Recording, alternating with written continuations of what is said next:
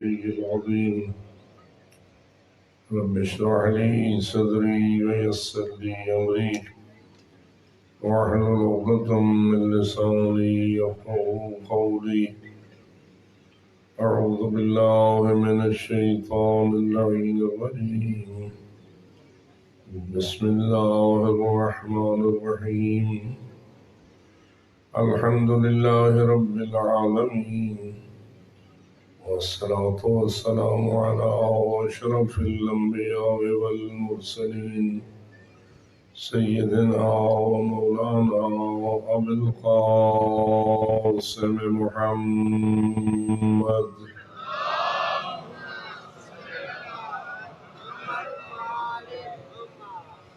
والصلاة والسلام على أهل بيته الطيبين الطاهرين المعصومين الذين قال الله تعالى في حقهم إنما يريد الله ليذهب عنكم الرجس أهل البيت ويطهركم تطهيرا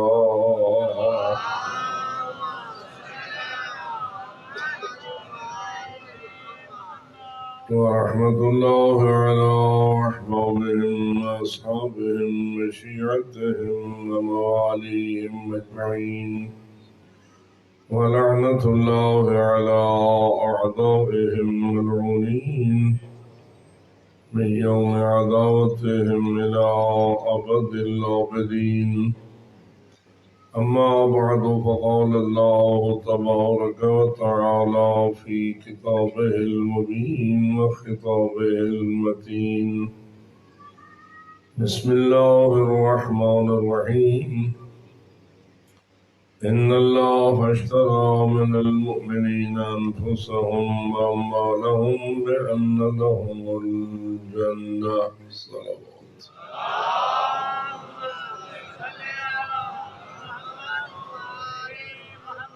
نعرہ تکبیر یا رسول اللہ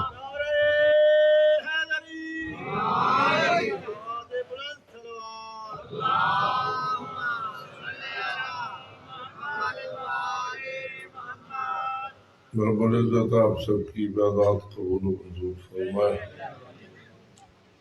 بزرگان جنہوں نے ہم پر یہ احسان کیا خداوند منان نے جوار معصومین نصیب فرمائے،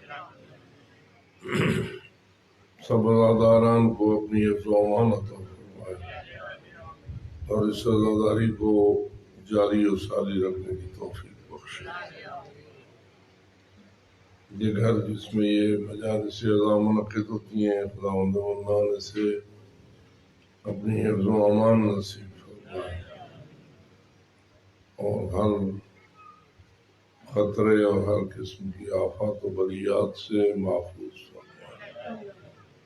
بانیان خدمت گزاران عزاداری کو اپنی خصوصی توفیقات سے مالا مال فرمائے اور سب کو محفوظ و مصون رکھتے ہوئے اس سلسلہ خیر کو جاری اور ساری رکھنے کی توفیق عطا فرمائے۔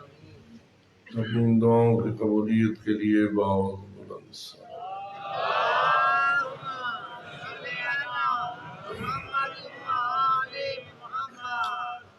ارشاد رب العزت ہے بے شک اللہ نے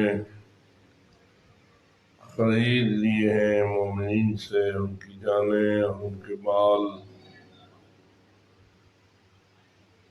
اس قیمت پر کہ ان سب کو جنت دینے کا اللہ نے وعدہ فرمایا ہے۔ یعنی اللہ تمام اہل ایمان کو اتنا پسند کرتا ہے کہ ان کی جان بھی خریدنے کے لیے ہے، ان کا مال بھی خرید رہا ہے، حالانکہ جان بھی اسی کی دی ہوئی ہے اور مال بھی اسی کا عطا کرتا ہے۔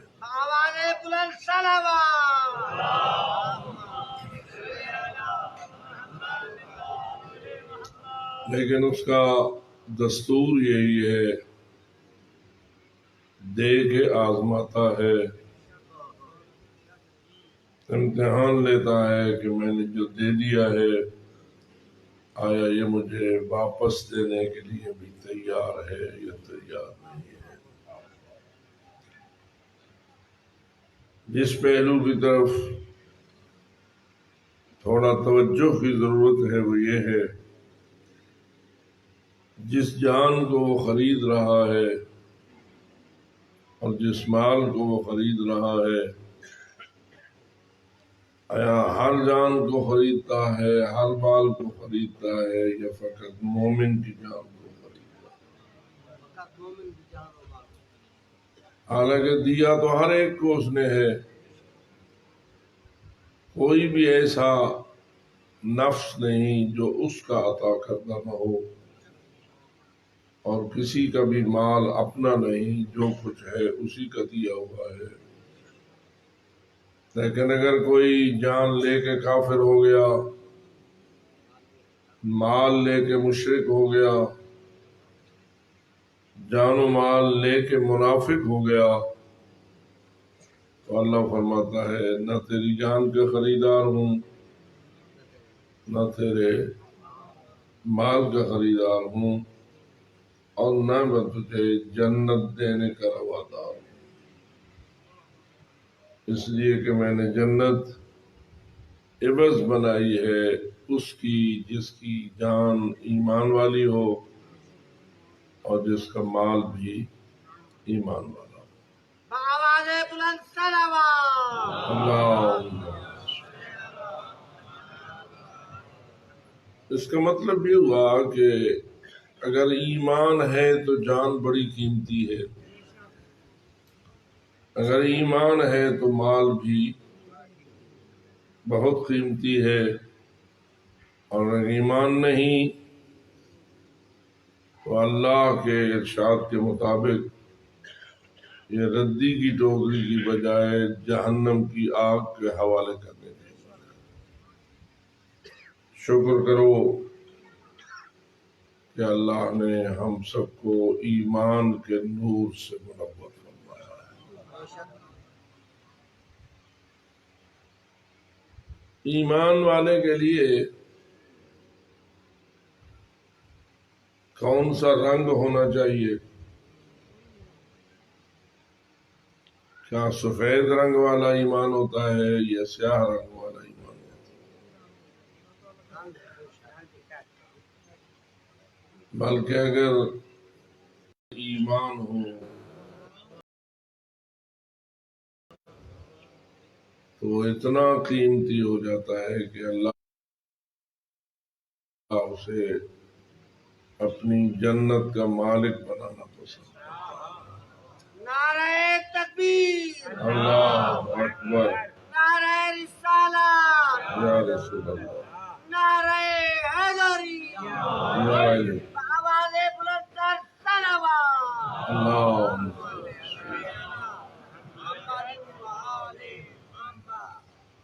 لیکن مومن ہوتا کون ہے؟ اللہ فرماتا ہے وہ اتنا کوئی پکا بندہ ہوتا ہے اور مضبوط ہوتا ہے کہ فَيَقْتُلُونَ وَيُقْتَلُونَ، وہ اللہ کی راہ میں قتل کر بھی دیتا ہے اور قتل ہو بھی جاتا ہے۔ اس کا مطلب یہ ہوا کہ ایماندار بڑا مضبوط انسان ہوتا ہے، اس کو اپنی جان دینے میں بھی مزہ آتا ہے اور دشمن خدا کی جان لینے میں بھی مزہ آتا ہے۔ یہ ہمیں اپنے مقام پر سوچنا ہوگا، آیا ہم اپنی جان سے زیادہ پیار رکھتے ہیں یا اپنے اللہ کے سودے سے زیادہ محبت رکھتے ہیں؟ جو اللہ کے ساتھ سودا کرنے کے لیے تیار ہے، بآواز بلند صلوات۔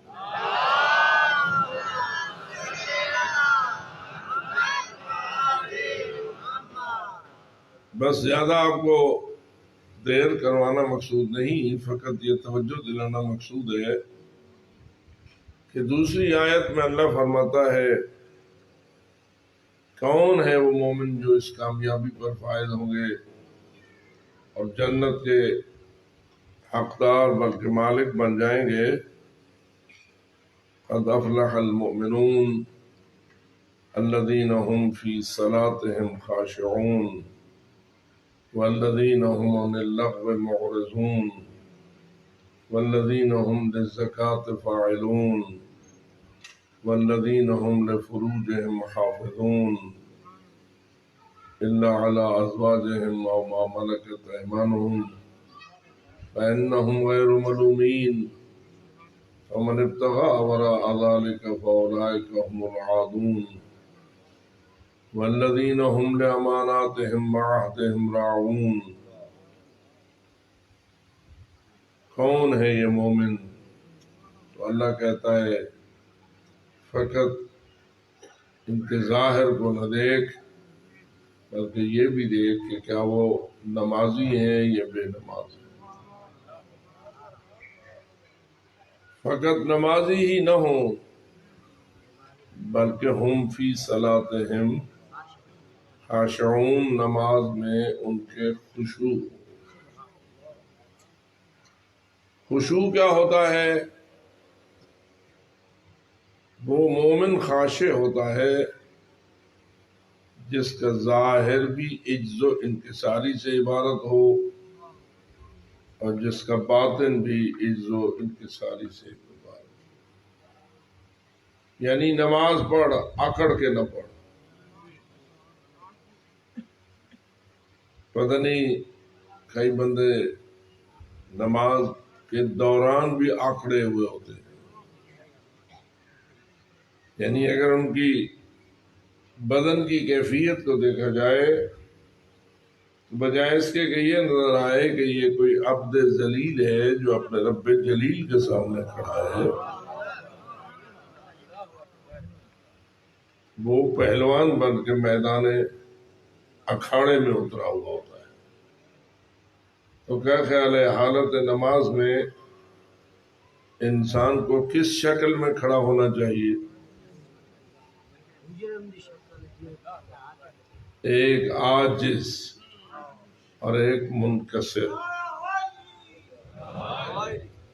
دیکھنے سے پتہ چلے کہ ایک عبد ذلیل ہے جو رب جلیل کی بارگاہ میں حاضر ہے۔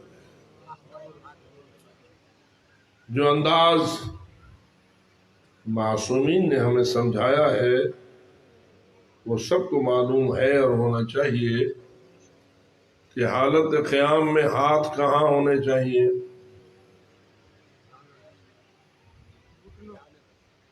ایک ہے یوں کھڑا ہونا، کھڑا ہے حالت قیام میں لیکن بازو پھیلائے ہوئے، سینہ اکڑائے ہوئے۔ دوسرا ہے یہ نہیں، سیدھے ہاتھ ہوں، رانوں پر ہوں، انگلیاں آپس میں ملی ہوئی ہوں، سر جھکا ہوا ہو اور ایسے پتہ چلے جیسے کوئی ذلیل اپنے مالک کی بارگاہ میں آ جائے۔ آواز بلند صلوات۔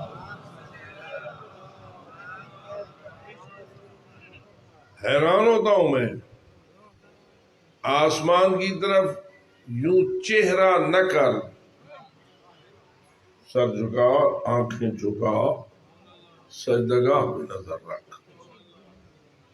ایک روایت کہتی ہے کہ اس آیت کے نازل ہونے سے پہلے رسول اکرم، خود رسول اکرم کبھی کبھی حالت نماز میں یوں آسمان کی طرف نگاہ کرتے تھے، لیکن جب یہ آیت نازل ہو گئی تو پھر رسول نے کبھی اپنا سر آسمان کی طرف اٹھانا ہی پسند نہ کیا۔ حضرت امام زین العابدین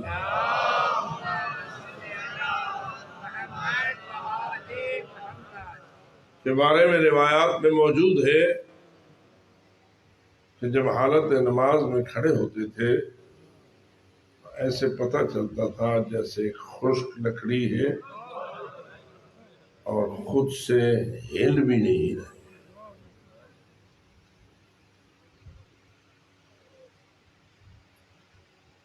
اگر کبھی دوران نماز آپ کی ابا، یہ ابا ہے، کندھے پہ ہوتی ہے معصومین کے بارے میں آپ کو پتا ہے، معصوم ایسی ابا پہنتے تھے یا نہیں؟ عرب کا رواج بھی ہے، معصومین کا بھی رواج تھا۔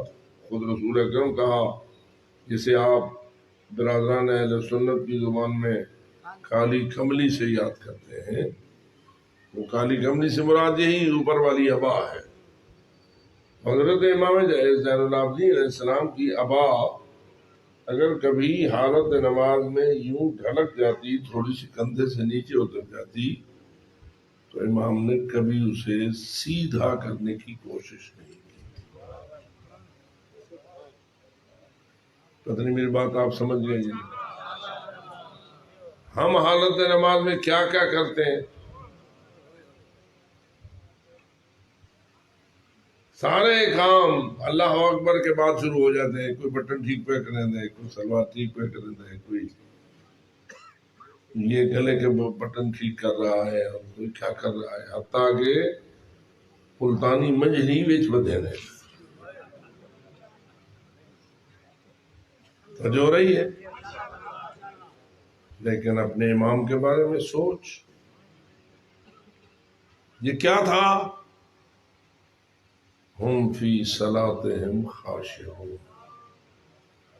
حالت نماز میں انسان مکمل خشوع کی حالت میں ہونا چاہیے۔ حضرت جناب رسالت مآب صلی اللہ علیہ وآلہ وسلم نے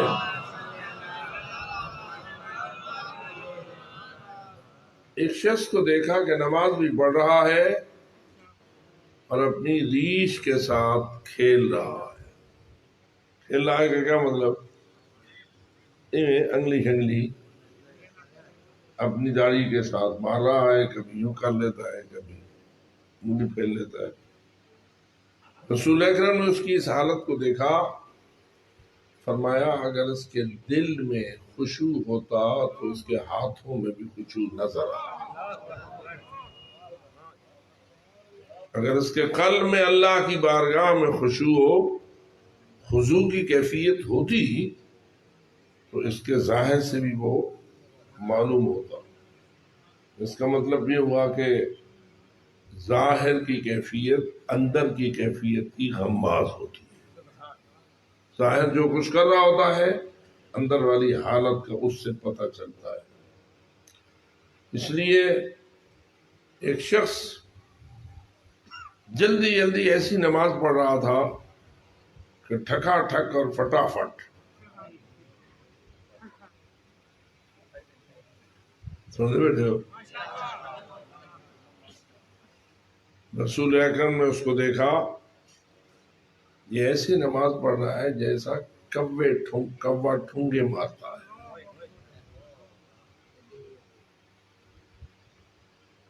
سر رکھا، اٹھایا مارا، یہ طریقہ تھا اس کا۔ رسول اکرم نے فرمایا اگر یہ اسی حالت میں مر گیا تو سیدھا جہنم جائے گا۔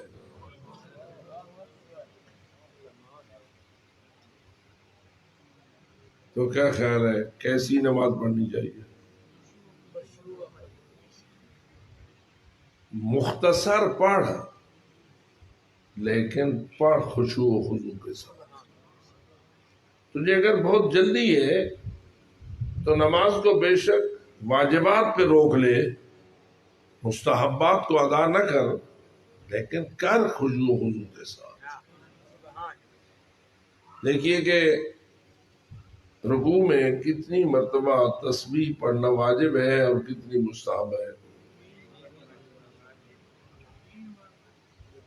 آپ کو معلوم ہونا ہے، ایک ہے تسبیح صغیر، ایک ہے تسبیح کبیر۔ تسبیح صغیر کیا ہے؟ سبحان اللہ۔ تسبیح کبیر کیا ہے؟ سبحان ربی العظیم و بحمدہ۔ اسی طرح سجدے کے حوالے سے تسبیح صغیر کیا ہے؟ سبحان اللہ۔ تسبیح کبیر کیا ہے؟ سبحان ربی الاعلی وبحمدہ. تسبیح صغیر 3 مرتبہ ایک میں اکتفا، اس سے زیادہ واجب نہیں ہے. تسبیح کبیر ایک ہی مرتبہ کافی ہے. یعنی اگر آپ رکوع میں سبحان ربی العظیم وبحمدہ اتنا پڑھ دیتے ہیں آپ کا رکوع ہو گیا. سجدے میں ایک مرتبہ پڑھ دیتے ہیں سبحان ربی الاعلی وبحمدہ تو آپ کا سجدہ مکمل. اگر فقط سبحان اللہ پڑھنا چاہتے ہو تو 3 مرتبہ سبحان اللہ ہے، سبحان اللہ ہے، سبحان اللہ، بس کافی ہے. لیکن یہ کیا ہوا کہ لمبا پڑھنا ہے، پڑھنا غلط ہے. جیسے کہ کچھ لوگ تیزی میں بسم یعنی لفظ سبحان بھی بگڑ گیا اور نام خدا بھی بگڑ گیا. اس کا مطلب یہ ہے کہ اس شخص کو اپنی نماز کی حقیقت کی طرف توجہ نہیں ہے، آگاہی نہیں ہے کہ مجھے کیسے پڑھنا ہے اور کیسے نہیں پڑھنا ہے. اور اس کے لیے تمام استادوں کو چاہیے کہ وہ اپنے شاگردوں کو اور تمام استانیوں کو چاہیے کہ وہ اپنی شاگردوں کو متوجہ کریں کہ نماز کو کیسے پڑھنا ہے. اور اس پر گفتگو بہت کم ہوتی ہے، تاہم بہرحال آج کی اس مجلس میں اتنی سی توجہ دلانا میں نے ضروری سمجھا کہ ہماری نماز کس حالت میں ہونی چاہیے، حالت خضوع. لیکن فقط ظاہر میں خشوع نہیں ہونا چاہیے، باطن میں خشوع ہونا چاہیے. بڑا جھک جھک کے کھڑا رہے اندرون بھائی بلا ہوئے. اگر اندر سے تو اللہ کے لیے خاضع نہیں ہے تو ظاہر کا خضوع بھی کوئی فائدہ نہیں. اندر سے انسان اللہ کے لیے خاضع اور خاشع ہونا چاہیے یا نہیں؟ جی کیسے ہوتا ہے؟ اس پہ ذرا تھوڑی سی مہربانی کیجیے. اندر سے خاشع کیسے ہوگا؟ تو جواب یہ ہے، تو اگر بعض امور میں اللہ کا نافرمان ہو جاتا ہے، بعض امور میں اللہ کا تابعدار ہو جائے تو خاضع کیسے ہوا؟ تابعدار ہونا چاہیے تو ہر کام میں ہونا چاہیے یا کچھ کاموں میں ہونا چاہیے؟ اس کا مطلب یہ ہوا کہ نماز سے باہر بھی اگر تو اللہ کی تابعداری کرتا ہے تو خاضع ہے. نماز سے باہر بھی تو اللہ کے احکام کی پابندی کرتا ہے تو خاضع ہے. لیکن اگر زکوٰۃ نہیں دیتا یا خمس نہیں دیتا اور نماز میں بڑا جھک جھک کے پڑتا ہے تو کیا خیال ہے، اندر سے خاضع ہوا؟ باطن میں اللہ کے سامنے جھکا ہوا ہے؟ اگرچہ بات میں نے سخت کہہ دی ہے لیکن مان لو باواز بلند صلی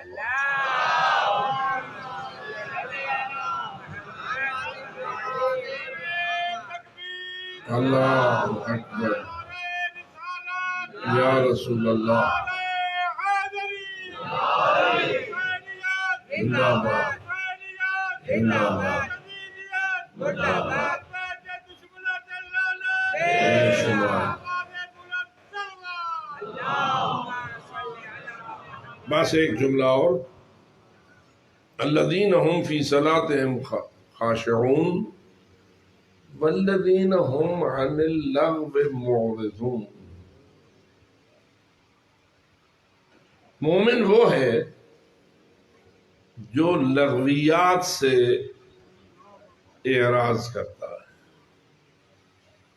فضول کام کرنے سے منہ پھیرتا ہے. آج کل تھوڑا سا اس پہلو پہ توجہ دیں ہم، یہ موبائل کیا حال ہے اس کا؟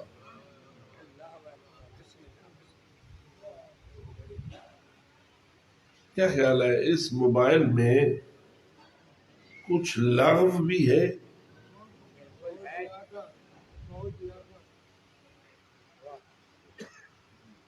لغو اسے کہتے ہیں جس کا کوئی فائدہ نہ ہو. بے ہدا ہو، بے فائدہ ہو۔ میں آپ سے پوچھتا ہوں، یہ موبائل سامنے رکھ کے لگا رہنا، کچھ دیکھتا رہنا، جو سامنے آئے دیکھتا رہنا، کئی کئی گھنٹے مصروف، کئی کئی گھنٹے اس میں گم، یہ کیا خیال ہے؟ یہ سب فائدہ مند چیزیں ہیں۔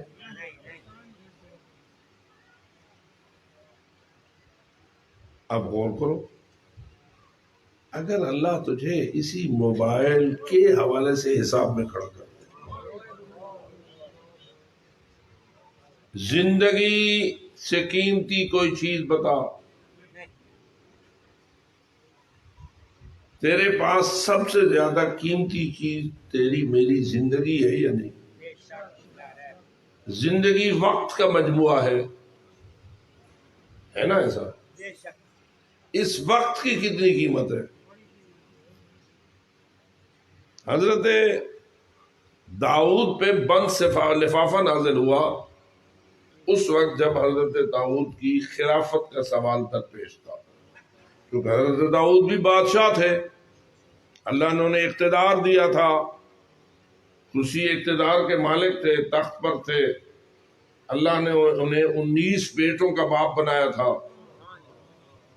اب جب حضرت داؤد کا وقت آخر قریب آنے لگا اور سوال پیدا ہوا کہ آپ کی خلافت پر کون آئے، تو اس مسئلے کو حل کرنے کے لیے اللہ نے ایک بند لفافہ بھیجا، داؤد اپنے بیٹوں کو اکٹھا کر ان کے سامنے یہ لفافہ کھول، اس میں کچھ سوالات جوابات ہیں، جو ان سوالات کے صحیح جوابات دے اسے اپنے تخت کا وارث قرار دے۔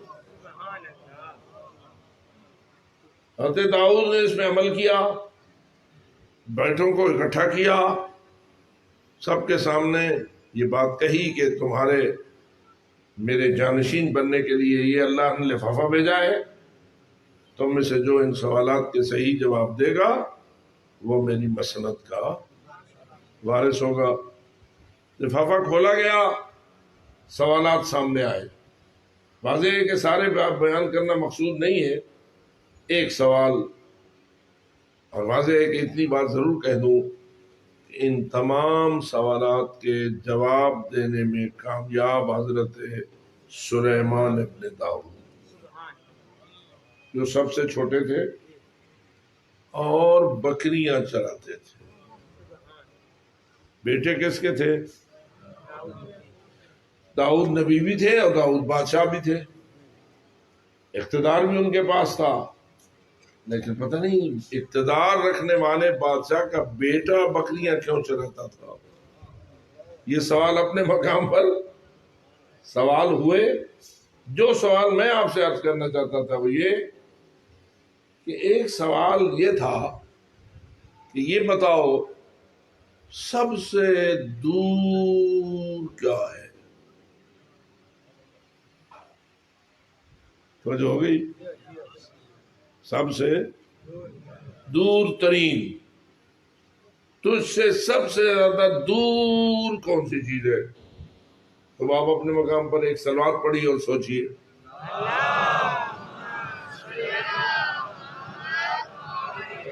اب آپ سوچ رہے ہوں گے اپنے ذہن میں کوئی نہ کوئی جواب ڈھونڈ رہے ہوں گے کہ کس چیز کو سب سے دور کہوں، لیکن حضرت سلیمان ابن داؤد نے جواب دیا، بابا سب سے دور وہ وقت ہے جو گزر گیا۔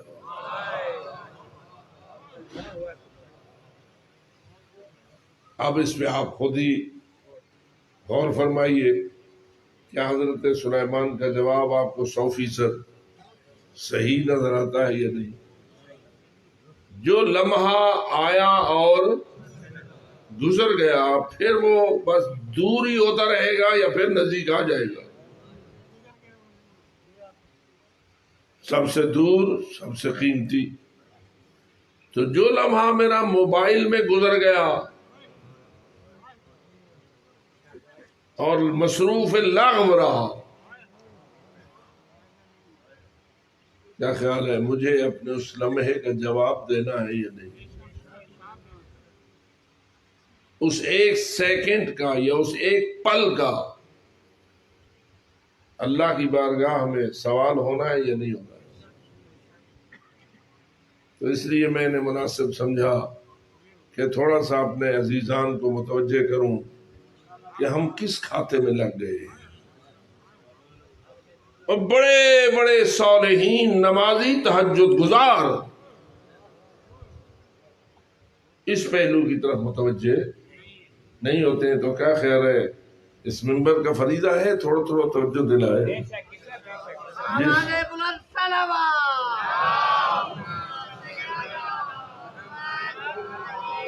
ان السمع والبصر والفؤاد كل اولئک کان عنہ مسئولا۔ اللہ نے تجھ سے تیرے کان کا بھی سوال کرنا ہے، اللہ نے تجھ سے تیری آنکھ کا بھی سوال کرنا ہے، اللہ نے تجھ سے تیرے دل کا بھی سوال کرنا ہے۔ ہر سوال میں پاس ہونا چاہیے یا فیل ہونا؟ علی والا وہ ہے جو پاس ہو، مومن وہ ہے جو پاس ہو۔ آنکھیں دیکھ رہی ہیں، کہا اس کا سوال ہوگا یا نہیں؟ کیا دیکھا؟ کیا یہ تیرے لیے مفید تھا اور تیرے نبی کی شریعت میں حلال تھا؟ جو تیرے لیے حلال، جو تو نے سنا، دیکھنا بھی ہے موبائل میں اور سننا بھی ہے، دونوں باتیں اکٹھی ہو گئیں۔ اللہ پوچھے گا یہ ڈٹھا کیا، ابھی تے سنا کیا؟ کتنا میری دی ہوئی زندگی کا قیمتی ترین وقت تو نے ضائع کر دیا۔ اور جہاں تک تعلق ہے دل کا، کیا خیال ہے جو دیکھتا ہے اس کا دل پہ اثر ہوتا ہے یا نہیں؟ جو کچھ بندہ سنتا ہے اس کا اثر ہوتا ہے یا نہیں؟ روایات میں ہے جو لفظ تیرے کان پہ پڑتا ہے وہ ایسے ہی ہے جیسے پتھر پہ قطرہ گرتا ہے۔ اگر ایک پتھر پر مسلسل قطرہ گرتا رہے نشان بناتا ہے یا نہیں؟ جی، اور آخر ہو سکتا ہے کہ سوراخ بھی کر دے، مسلسل گرنے کی وجہ سے سوراخ بھی کر دے۔ تو ذرا سوچ، ہر لفظ تجھے حسینی بنانے کا معاون بنے، یزیدیت کی طرف نہ لے جائے۔ اس لیے میرے عزیز مہربانوں، آؤ اپنے اس امام کو یاد کرو جس کی پوری زندگی تیری اور میری ہدایت کے لیے وقف ہو۔ میں فقط اتنی توجہ لا رہا ہوں، کئی مرتبہ عرض کر چکا، پھر کہتا ہوں، امام حسین نے کربلا میں عام بندوں کی بھرتی نہیں کی تھی۔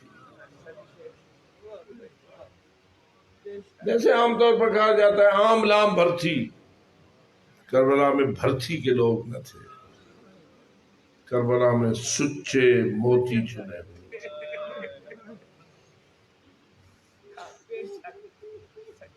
ذرا بتا، کربلا میں کتنے امام تھے؟ اکیلے امام حسین امام تھے یا اور بھی امام تھے؟ تیسرے امام بھی تھے، چوتھے امام بھی تھے اور پانچویں امام بھی تھے۔ یعنی اللہ نے کربلا سینچی ہے تو 3 اماموں کے سائے تھے، 3 معصوم اماموں کا سایہ کربلا پہ پڑا ہے۔ اب ذرا خود کبھی جائزہ لے لے، پہلے امام نے کیا کیا، دوسرے امام نے کیا کیا، تیسرے امام نے کیا کیا، ان تینوں اماموں نے مل کر ہمیں کیا دیا؟ تھوڑا سا اگر سوچ، تینوں اماموں کی زندگی لگی ہے تو دین تیرے پاس پہنچا۔ کتنی قیمتی ہے زندگی امام حسین کی، کتنی قیمتی زندگی ہے امام سجاد کی، اور کتنی قیمتی زندگی ہے امام باقر کی۔ تینوں کو کربلا پہنچاتا ہے تیرا اللہ، اس لیے کہ گویا معلوم ہوتا ہے تیرے دین پر اتنا بڑا حملہ تھا کہ جس حملے کے دفاع کے لیے 3 اماموں کا میدان میں ہونا ضروری تھا۔ 3 امام اکیلے نہ تھے، بلکہ ہر ایک کے ساتھ ساتھ قیمتی ترین ہستیاں تھیں اور کائنات کے سچے موتی مرد و زن کی شکل میں موجود تھے۔ ذرا غور کل بھی میں نے توجہ دلائی تھی، اللہ کے فیصلے عجیب ہوتے ہیں۔ امام سجاد میدان کربلا میں بیمار ہو گئے تھے۔ بیماری بھیجنے والا کون ہے؟ مریض کرنے والا کون ہے؟ کس نے حضرت امام سجاد کو بیمار کر دیا؟ ایسا بیمار ہوئے باہر خون بہتا رہا، اندر تیرے مولا کو علم ہی نہ ہو سکا۔ پوچھ رہے ہیں بابا آپ کے ان کے درمیان جو جنگ ہوئی تھی اس کا آخر کیا ہوا؟ تو جواب آتا ہے بیٹا زمین کربلا ہمارے اور خون سے بھر گئی ہے۔ جب جنگ کی یہ کیفیت امام سجاد نے پوچھی اور پتہ چلا کہ جنگ زوروں پہ ہوئی ہے اور زمین کربلا دونوں طرف کے خون سے بھری ہوئی ہے، تو بس کوئی ایسی ہستی یاد آئی جس پہ تیرے چوتھے امام کو بڑا بھروسہ تھا۔ فرمایا این عمی العباس، مولا پھر میرے چچا عباس بابا کہاں ہے؟ میں نے کل بھی عرض کیا تھا، رک گئی نگاہیں حضرت زینب کبریٰ کی لمحہ حسینی پر کہ کیسے بتائے گا، لیکن دل پہ پتھر رکھ کے تیرے مولا امام حسین نے کہا انہو قد قتل، تیرا چچا عباس بھی مارا گیا۔ اس قدر مرض کی حالت میں تھے حضرت جناب امام سجاد۔ اب بتا، جب رسیوں سے باندھے گئے، اونٹ پر باندھے گئے، یہ سارا دکھوں کا منظر اور دکھوں سے بھرا ہوا ماحول تیرے چوتھے امام نے کیسے نبھایا؟ میں اتنا کہوں گا، کچھ ایسا نظر آتا ہے امام حسین شہادت پانے والوں کو بھی لے گئے تھے اور شہادتوں کے بچانے والے کو بھی لے گئے تھے۔ شہادتوں کو بچانے والے ایک تو خود امام سجاد تھے اور باقی ساری بیویاں تھیں، بچے تھے، بچیاں تھیں۔ انہوں نے کیسے تیرے دین کو بچایا؟ کس حال میں تیرے دین کو بچایا؟ بس اتنا ہی کافی ہے۔ بی بی کہتی ہے ربقونا بالاغنام وضربونا بالسیاط، یزید کے دربار میں ہمیں پیش کرنے کے لیے ان درندوں نے ایک رسی میں باندھ دیا۔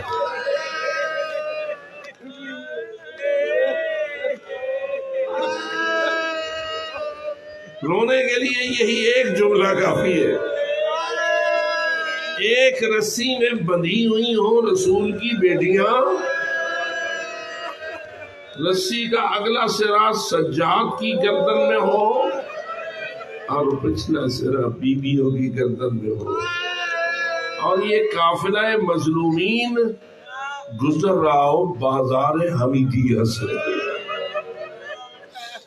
جو حضرات بازار حمیدیہ کی زیارت کر چکے ہو، اتنا رش ہوتا ہے کہ کسی کا گزرنا مشکل ہوتا ہے۔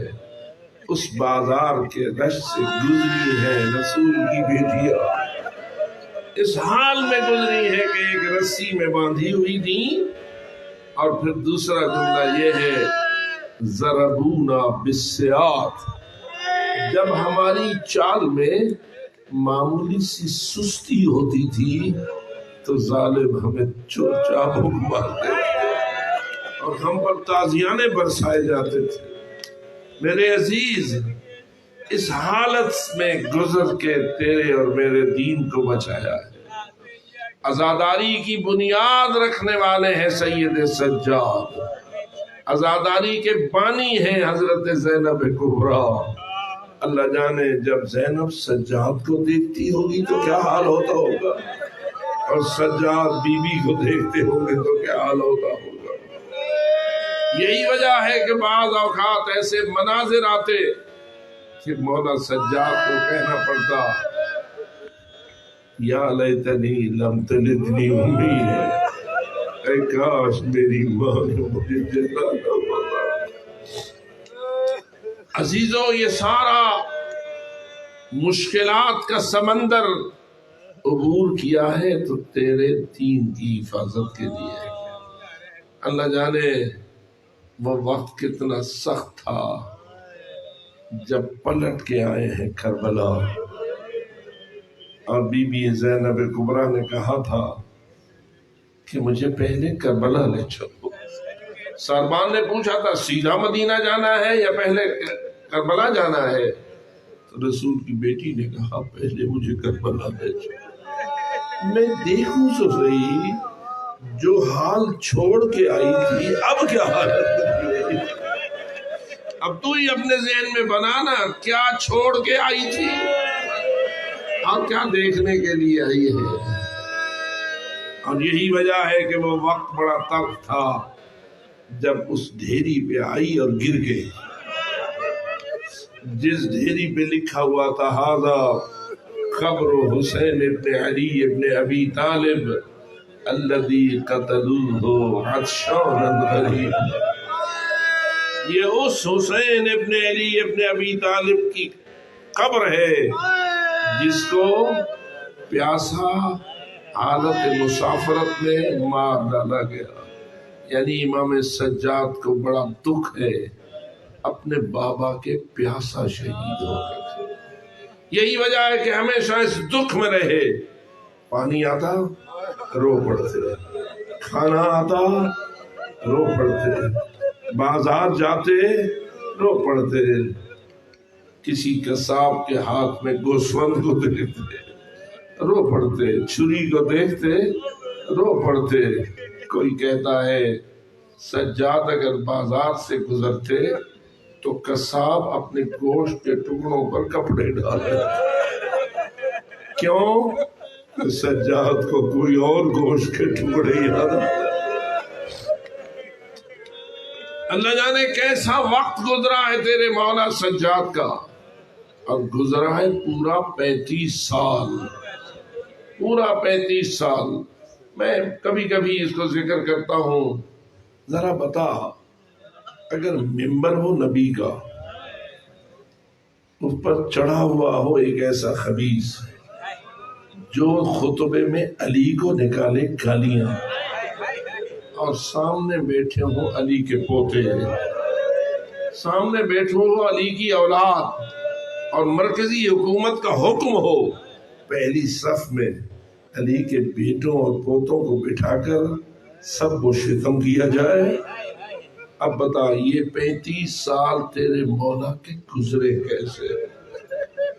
مدینے میں رہتے تھے نا، ممبر وہی تھا جس پہ رسول امام حسین کو گود میں لے کر بوسے دیا کرتے تھے۔ آج اس ممبر پر ایسا کوئی بدبخت سوار ہے کہ جو گالیاں دیتا ہے رسول کے بھائی کو، گالیاں دیتا ہے امام حسین کے بابا علی کو، اور یہ سب گالیاں سنی ہیں تیرے مولا امام سجاد، برداشت کی ہیں کیوں؟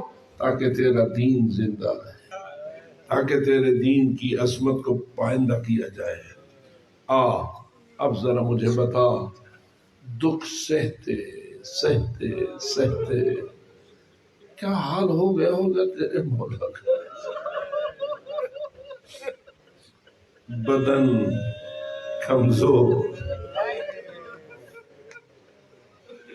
اتنی کمزور بدن ہو گیا تھا، ہوا چلتی تھی تو حضرت سجاد اپنے آپ کو سنبھال نہ سکتے تھے۔ یہ تیرے سامنے ہے کہ اگر کوئی انتہائی ضعیف اور کمزور ہو جائے نا، بیماری کی وجہ سے کئی بندے سخت کمزور ہو جاتے ہیں، تو پھر اپنے بدن کو ہوا کے مقابلے میں سنبھالنا ان کے لیے مشکل ہو جاتا ہے۔ تیرے مولا کا یہ حال ہو گیا تھا۔ لیکن ایک خبیث کہ جو اس وقت کا بادشاہ تھا، اس کے بارے میں، ولید کے بارے میں روایت میں آیا ہے، کہتا تھا میں برداشت نہیں کر سکتا، میں بھی زندہ ہوں اور علی زین العابدین بھی زندہ ہوں۔ چنانچہ اس خبیث نے امام کو زہر دینے کے لیے اپنے گورنر کی ڈیوٹی لگائی اور سخت ترین زہر آپ کو دلوایا گیا۔ اب بتا، جو پہلے ہی اس کیفیت میں تھے، جو پہلے ہی اتنے ضعیف و کمزور ہو چکے تھے، جب زہر ملا ہوگا تو کیا حال ہو گیا ہوگا، کس کیفیت میں ہوں گے، اور بدن اطہر پر کیا ستم ڈھایا جا رہا ہوگا۔ اس ماحول میں پوچھتا ہوں اس امام باقر کی کیفیت کیا ہوگی، مولا کے اس فرزند جلیل کی قیمت کیا ہوگی۔ امام سجاد اس زہر کی وجہ سے سخت کیفیت میں تھے اور حضرت امام باقر کو وصیتیں کر رہے تھے۔ ایک وصیت سناتا ہوں بس۔ فرماتے ہیں اے میرے باقر، یہ میری اونٹنی ہے، یہ میری ناقہ ہے، خیال کرنا میں نے اس ناقہ پہ 20 حج کی، میں نے اس اونٹنی پہ کتنے حج کیے ہیں؟ 20 حج کیے ہیں، لیکن مجھے اس اونٹنی کو ایک کوڑا مارنے کی ضرورت نہیں پڑی، بڑی تابعدار اور وفادار ہے، اس کو کبھی کوئی کوڑا نہ مارا جائے۔ اور پھر بتا، سن لے، جب یہ فوت ہو جائے نا تو اس کو جلدی سے دفن کرنا، اس کا گوشت کسی جانور پر حلال نہیں ہے، اس لیے کہ میرے جد نے فرمایا ہے کسی جانور پر اگر کسی کو 7 حج کرنے کا موقع ملے تو اس جانور کو اللہ جنت کے جانوروں میں شمار کرے گا۔ اس لیے میرے عزیزو، خود غور کرو، اگر اونٹنی کے بارے میں مولا یہ وصیت کر رہے ہیں کہ اس نے مولا کے ساتھ حج میں تعاون کیا ہے، تو میں کیسے کہوں اس ذوالجناح کی کیا شان بنتی ہے، اس ذوالجناح کی کیا عزت بنتی ہے کہ جس نے تیر کھائے، جس نے تلواریں کھائی، جس نے زخموں پہ زخم کھائے، جس نے اپنے بدن کو قربان کیا، اور حالت یہ ہو گئی کہ ایسے زخموں سے چور ہو گیا کہ اس کا نام ہی ذوالجناح پڑ گیا، یعنی ایسے پر ہیں اس کے اوپر جیسے کسی پرندے کے اوپر پر ہوتے ہیں۔ واضح ہے کہ ذوالجناح پرندوں والا نہ تھا، پروں والا نہ تھا، لیکن اتنے تیر کھائے کہ گویا پروں والا ہو گیا۔ اب اس کی وفاداری کی انتہا نہیں ہے کہ جب امام اس کی زین سے اتر گئے تھے تو یہ آیا امام کے گرد چکر لگانے لگا، اشارہ کرنے لگا، مولا آؤ میری کمر پر سوار ہو جاؤ، لیکن مولا تو سوار ہونے کے لائق نہ رہے تھے۔ اس نے اپنی پیشانی کے بالوں کو مولا کے خون سے تر کیا، تر کر کے پھر دوڑا خیموں کی جانب، اپنی خاص آواز میں کچھ کہہ رہا تھا، آواز اس کی بلند ہو رہی تھی اور کربلا کا میدان اس کی آوازوں سے پر نظر آ رہا تھا۔ امام باقر سے پوچھا گیا یہ ذوالجناح اس وقت کیا کہہ رہا تھا؟ تو آپ جانتے ہیں کہ ذوالجناح کے بارے میں امام نے، جو جانوروں کی زبان کو جانتے ہیں، فرمایا اس وقت ذوالجناح کہہ رہا تھا، اپنے پاؤں زمین پر مارتا تھا اور کہہ رہا تھا الظلیم الظلیم الظلیم، ہائے ظلم ہائے ظلم ہائے ظلم کی فریادیں کرتا ہوا خیموں کی طرف جا رہا تھا۔ اب جب خیموں کے قریب پہنچا تو اس نے اپنا سر جھکا لیا، آنسو بہانے لگا، باہر کھڑا ہو گیا۔ بیویوں نے جو اس کی آواز کو سنا تو بیویوں نے باہر نکلی، دیکھا سواری آئی ہے سوار نہیں آیا، سواری آئی ہے سوار نہیں آیا۔ بیویاں لپٹنے لگیں، اپنے اپنے انداز میں ذوالجناح کے ساتھ باتیں کرنے لگیں۔ آخری جملہ، آئی ہے سکینہ، آئی ہے آقازادی سکینہ۔ اور سکینہ نے جب اس ذوالجناح کا یہ منظر دیکھا، جو کیفیت دیکھی، تو ایک سوال کیا۔ آؤ اس سوال کو سنے اور جی بھر کے روئے۔ فرما رہی تھی، یا جواد ابھی، اے میرے بابا کے گھوڑے، اے میرے بابا کی سواری، مجھے ایک سوال کا جواب دے دو، حل سقیا بھی ام قتل عطشانا، میرے بابا کو پانی پلایا گیا تھا یا پیاسا مار ڈالا گیا، پیاسا مار ڈالا گیا۔ ذوالجناح سے پوچھ رہی ہے سکینہ، مجھے بتا سجاد کا کیا حال ہوگا، امام سجاد پہ کیا گزری اس پیاسے کی۔ یہی وجہ ہے پانی دیکھتے تھے رو پڑتے تھے، کھانا دیکھتے تھے رو پڑتے تھے، ہر حال میں آپ کا رونا آپ کی سیرت بن گیا۔ آؤ اللہ سے دعا کریں، خداوندا تجھے اس امام برحق کا صدقہ کہ جس نے رو رو کے وقت گزارا، ان رونے والوں کے گناہوں کو معاف فرما، ہم سب عزاداروں کو بخشش سے سرفراز فرما، ان سب کی عزاداری کو شرف قبولیت نصیب فرما، اس گھر میں ہمیشہ عزاداری کا ماحول قائم فرما۔ خداوندہ ہماری تمام مشکلات دین و دنیا آسان فرما، ہمارے صغیرہ اور کبیرہ گناہوں کو معاف فرما، ہمارے بزرگوں کو معاف فرما، ہمارے تمام اسلاف پر اپنی رحمت نازل فرما، اور ہمیں اس سلسلے خیر کو قائم اور دائم رکھنے کی توفیق عطا فرما۔ اپنے بزرگان کے لیے، بانیان مجلس کے بزرگان کے لیے ایک سورہ فاتحہ